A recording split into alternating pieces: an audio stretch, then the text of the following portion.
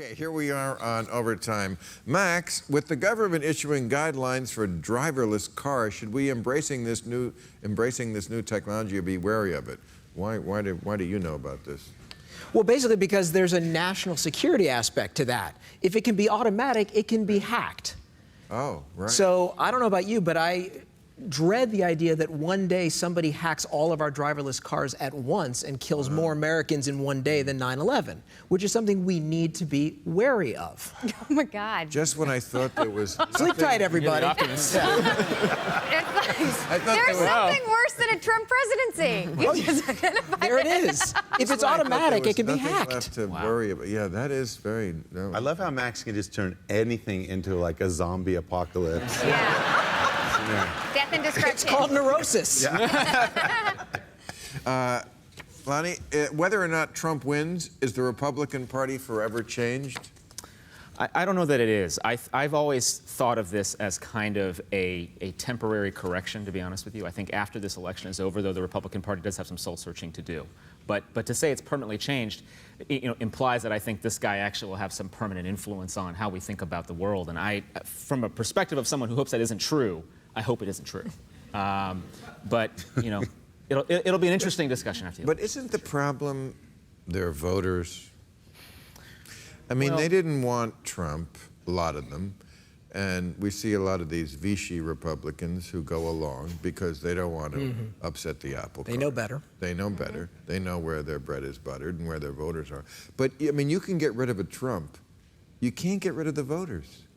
That's who they want. Well, but that means that the Republican Party should be doing what it's always done, which is expanding its appeal to more people, and to have a message that expands its appeal. But that's not what the base wants. The base is deplorable.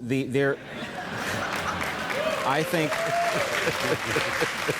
Like your brother. The base is definitely feeding on. So you just said this Some earlier. percentage of the base is. That's fair. But we have to be clear to not to overgeneralize. I think. Yeah. I think that there is some percentage of the base that might feel that way. But I also think that there are a lot of Republicans who are trying to figure out, what does this all mean? And I think we have to have a conversation about expanding the party, which is what we tried to do theoretically after 2012.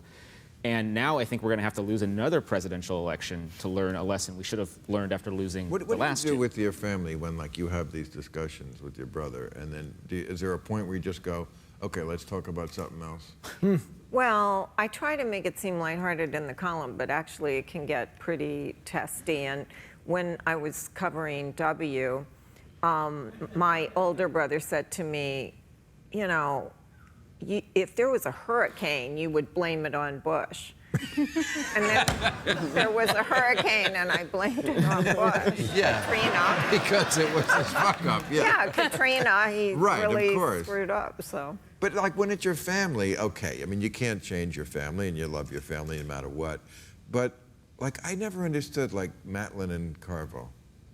I never understood people who could marry someone who's in the other party, because I feel like politics is an extension of your morality.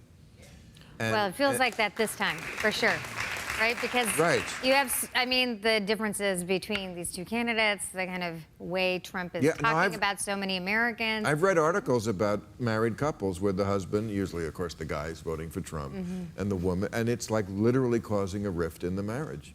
And I can understand that. To me, that would be a real deal breaker, But there have been moments when certain Republicans have stood up for doing the right thing. Remember when that woman said Obama's an Arab, and McCain said, oh no, he found his soul. Right. And then Powell got even better and said, yeah, and what if he was a Muslim? Is there something wrong with that? There are times. There was a time when the Republican Party jettisoned the John Birch Society.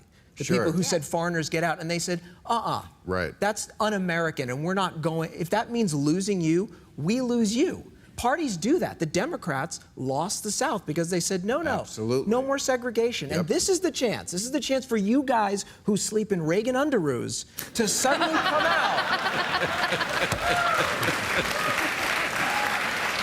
You remind me I have to get a new pair soon. There you go. This is the chance. Do it. But it's going the other way. Ted Cruz today. Ted but Cruz, he is a reliable douchebag. Yeah, that's okay. It's going to be really hard for the Republican Party to invite more people in after Trump went through and just get that. shot a bullet through every single person that was out there. Blacks, I completely get that. But you know what? It's It's not a cause that I want to give up on. And I don't think it's a cause that I think there are some people that really are committed to this. And we'll have to see what happens. It might be the case that the Republican Party, is never the same. When I was a kid, Republicans... Or he could win. Or he could win. Yeah. Let's not forget that. Right. He could win. He could win. Which is why a protest vote doesn't matter. Because a protest is only as good in as much progress as Let's just creates. beat this guy. Until he just won't vote. Until he says you're not leaving here until you're voting for Hillary. We're gonna. That's right. No.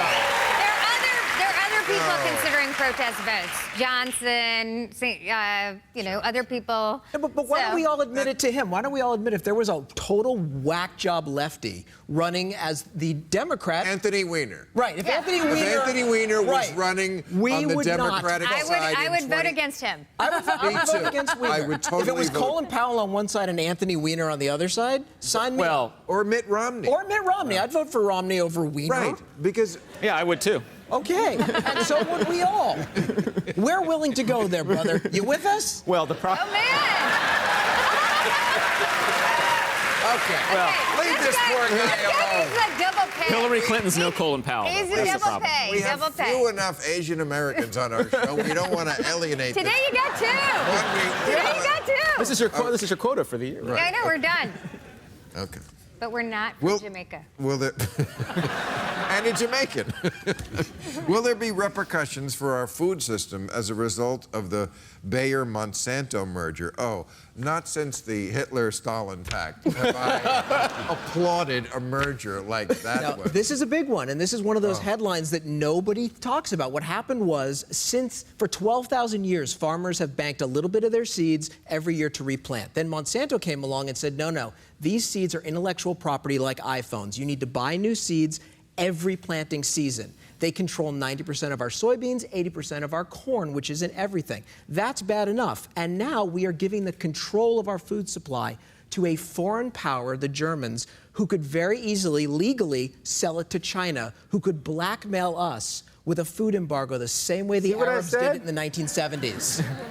And that Mr. War Z. Us, huh? Boy, thanks for coming on, Happy Debbie time. Downer. Big smile, everybody. I agree with you. I agree with you. And what's even worse is that when Bayer bought the Monsanto, they had to borrow a ton of money to do it.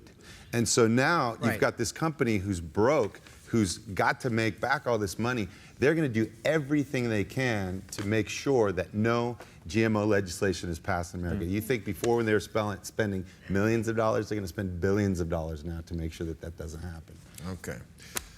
Obama's got 6 shows. We have 6 shows left to do. And then no more racism. What do you? Yeah. Or crime. You think he'll do it? You think he's going to come on this show? I'm losing hope. I think so. I know you were one of my big supporters of getting Obama on the show. What is he I afraid don't of? understand how you lost out to Bear Grylls and Anthony Bourdain. That's embarrassing. To every show ever been on the air. Even that girl with the green lipstick. Right. What do you think it is? Maybe it's the Anthony Weiner jokes. It's because they're tame and safe. Thank and you. Focus grouped. Thank you, everybody. We'll see you next week.